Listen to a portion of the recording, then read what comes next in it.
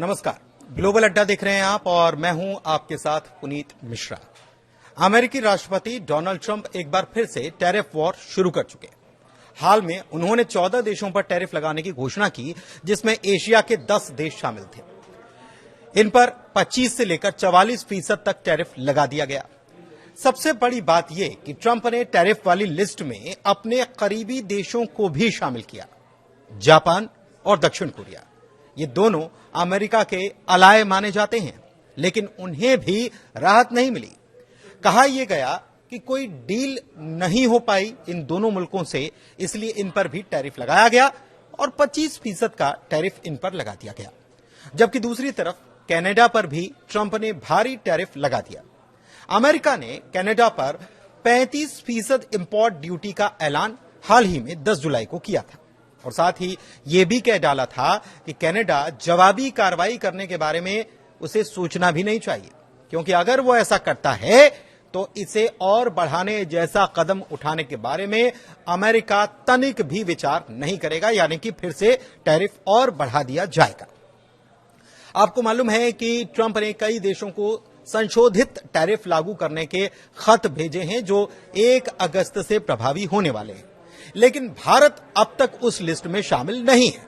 तो फिर भारत का क्या होगा? भारत पर कितना टैरिफ लगेगा? भारत से क्या कोई डील होने वाली है?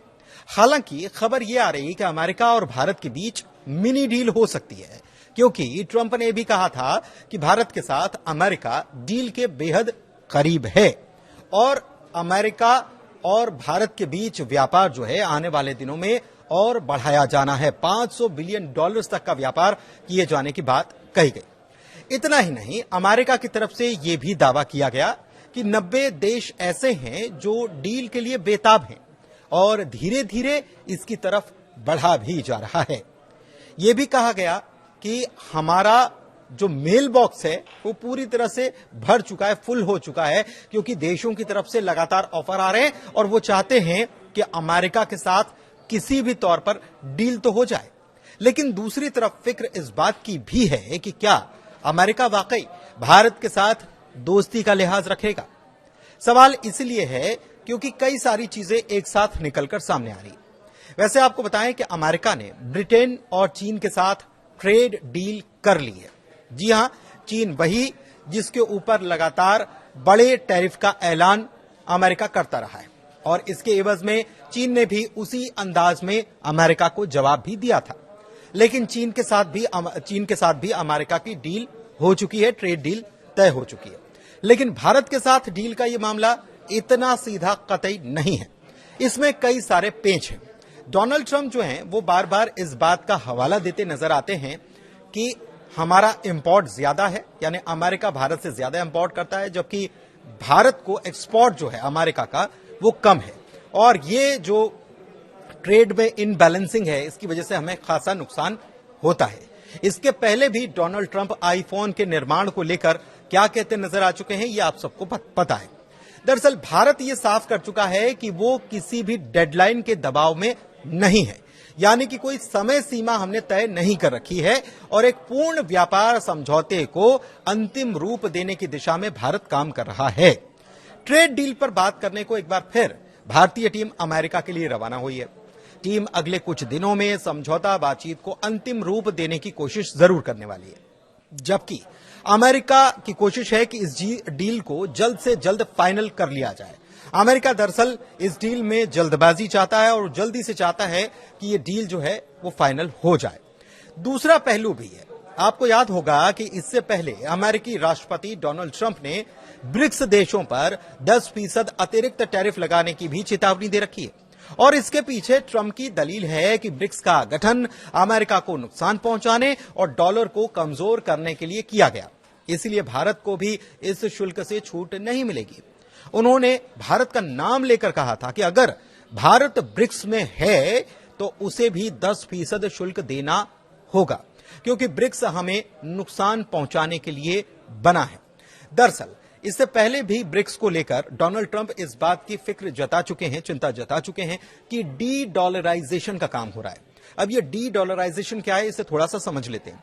डी डॉलराइजेशन से उनका मतलब जो ये था कि ब्रिक्स के जो देश हैं और इसमें इस समूह में लगातार देशों की संख्या बढ़ रही है, तो ये आपस में व्यापार तो कर रहे हैं, लेकिन इस व्यापार में डॉलर करेंसी का इस्तेमाल नहीं किया जा रहा है और इसकी वजह से डॉलर को झटका भी लग सकता है। और आने वाले वक्त में यही चिंता जो है अमेरिकी राष्ट्रपति डोनाल्ड ट्रंप को सता रही है। तो क्या अमेरिका भारत पर भी कोई बड़ा टैरिफ लगाने की तैयारी में?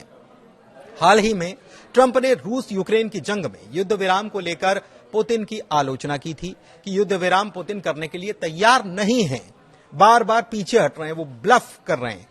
उन्होंने ये कहा था, उन्हीं के शब्दों में अगर समझा जाए तो उन्होंने कहा कि सच कहूं तो मैं इस बात से निराश हूं कि पुतिन ने अपनी हरकतें बंद नहीं की हैं। दरअसल ट्रंप ने रूस और यूक्रेन से युद्ध विराम के लिए कई बार बातचीत की, लेकिन पुतिन ने सीज फायर से मना कर दिया था और इसी बात से ट्रंप काफी बौखलाए हुए हैं, काफी निराश हैं। वो लगातार इस बात की कोशिश कर रहे हैं कि रूस को जैसे भी हो मना लिया जाए।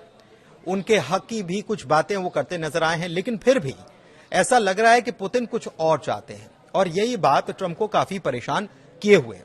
ऐसे में ट्रंप की तरफ से जो हालिया बयान आया वो उनकी बौखलाहट को साफ बताता है और ये बताता है कि वो पुतिन के हर स्टांस से नाखुश हैं और पुतिन हर बार उनको चौंका रहे हैं।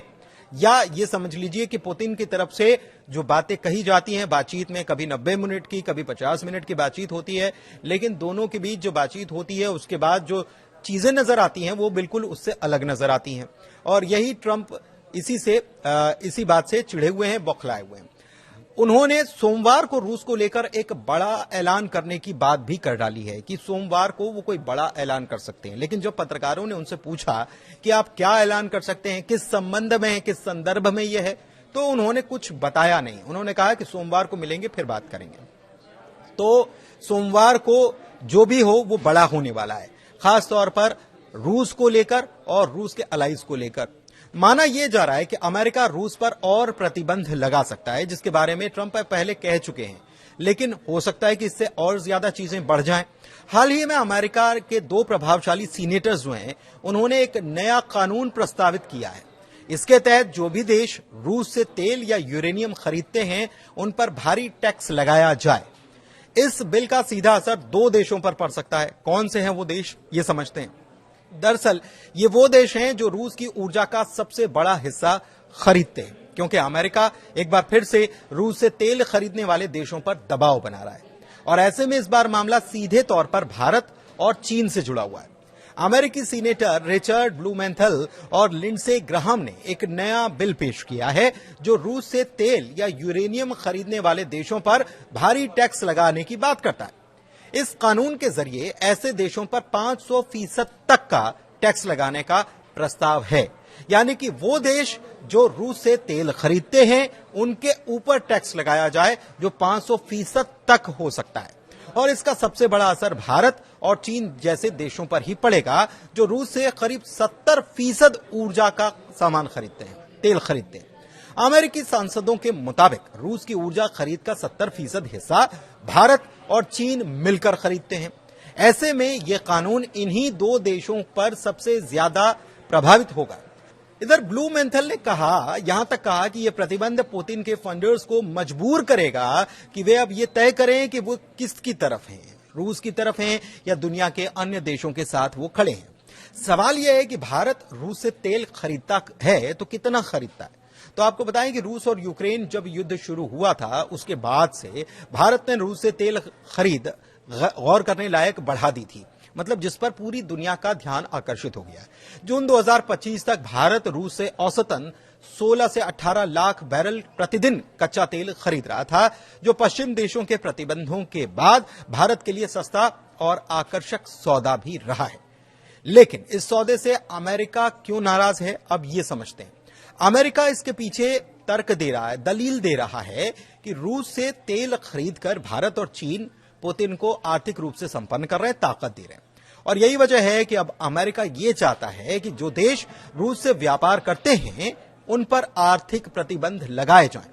हालांकि ये बिल अभी प्रस्तावित है और इसमें राष्ट्रपति को सहयोगी देशों को 180 दिनों तक छूट देने का प्रावधान भी है कि राष्ट्रपति चाहें तो। पहली बात तो ये अभी कानून बना नहीं है, ये केवल रखा गया है, टेबल किया गया है। और दूसरी बात कि अगर ये पास हो भी जाता है तो राष्ट्रपति के पास ये अधिकार रहते हैं कि ऐसे देश जो अमेरिका के भी सहयोगी देश हैं और जो रूस से भी डील करते हैं तो उनको छूट दे दी जाए। कितने दिनों की? 180 दिनों की छूट देने का प्रावधान इसमें रखा है। तो ये ऐसे में भारत के लिए एक संभावित राहत हो सकती है और इसे फौरी राहत ही कहा जाएगा। हालांकि इस बिल को लेकर आलोचना भी की जा रही है, जहां कुछ लोग इस कानून को रूस को सबक सिखाने वाला हथौड़ा बता रहे, तो अमेरिका में ही इसके खिलाफ आवाजें उठने लगी हैं। आलोचकों का यह कहना है कि इस तरह की आर्थिक सख्ती से पूरे वैश्विक व्यापार और तेल का व्यापार जो है इसमें असर पड़ सकता है और तेल की कीमतें बिगड़ सकती हैं। सोशल मीडिया पर इस पर बहस काफी गर्म है। कुछ लोग ये कह रहे हैं कि पहले अमेरिका की समस्याएं तो सुलझा लो, और कुछ लोग इसे रूस को जवाब भी मान रहे हैं। लेकिन सवाल फिर वहीं आकर खड़ा हो जाता है कि अमेरिका भारत के साथ कोई डील करेगा या फिर रूस पर नकेल कसने के लिए उसे तेल खरीदने वाले देशों पर 500% तक टैरिफ लगाएगा, या फिर कोई और काट खोजी जाएगी। सवाल यह भी है कि ब्रिक्स देशों में जो देश शामिल हैं उसमें भारत भी है, चीन भी है, और ऐसे में क्या अमेरिका भारत और चीन पर 10% अतिरिक्त टैरिफ लगाने की जो बात ट्रंप कह रहे थे, क्या वो भी करने वाला है? ये तो डील के वक्त साफ होगा, या फिर उस वक्त साफ होगा जब सोमवार को डोनाल्ड ट्रंप पूरी दुनिया के सामने रूस को लेकर वो बड़ी बात कहेंगे जिसके बारे में उन्होंने पहले इशारा किया था। धन्यवाद।